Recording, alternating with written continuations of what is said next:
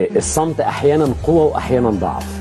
امتى الصمت بيبقى قوه؟ اما انت حديثك مش هيغير شيء، بل بالعكس هيثبت الامور اللي بتتقال عليك اكتر واكتر. يعني دايما يقول لك نفي النفس اثبات.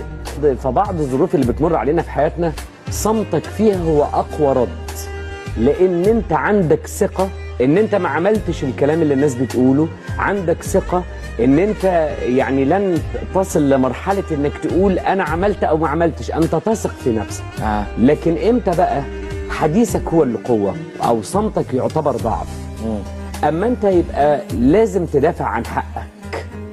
يعني انت النهارده امتى انت محتاج تتكلم وصمتك ده ضعف؟